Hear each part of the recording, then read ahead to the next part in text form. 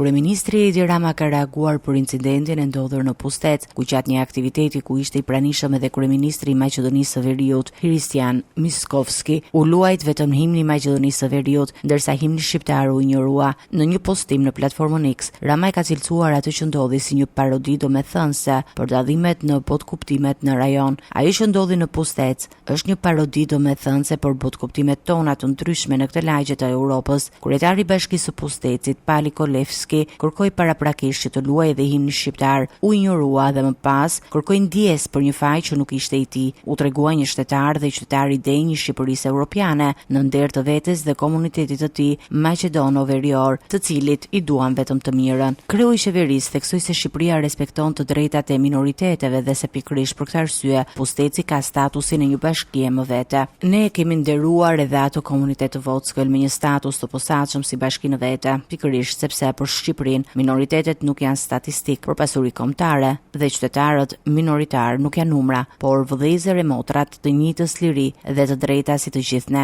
Rama tha se Shqipëria nuk duhet të përgjigjet në të njëjtën monell ndaj incidenteve të tilla. Tani kjo ardhja e herpashershme në territorin tonë e trupave të cirkut të nacional folklorizmit ballkanik, herë nga një vend, herë nga një tjetër e herë nga një tjetër akoma, nuk na shqetëson për vete, për sovranitetin e Shqipërisë jo, por as për ekuilibrat e jetës politike këtu brenda, ku nuk ka mushktroje të rritur në kodrat tona apo diaspor të eksportuar nga brenda lagjes son që na lëkund. Në përfundim, Rama shprehu keqardhje për atë që ndodhi, ndërsa bëri thirrje që incidenti të mos shndrohet në një përplasje nacionaliste. Gjithsesi, u shpreh sot një keqardhje të sinqertë për të gjithë sponsorat e këtij cirku të lashtë flamush në epokën e inteligjencës artificiale, ndërsa mëdhetarëve mes nesh që në kësi rastesh hidhen përpjet përpara pasqyrave të tyre digjitale, duke kërkuar përgjigje në të njëjtën monell, u them jo. Shqipëria, Europa e Ballkanit kursesi nuk mund t'ja lejoj dhe nuk do t'ja lejoj vetes të zbresë monedhën e vlerave të saj në nivelet e parodisë së Pustecit.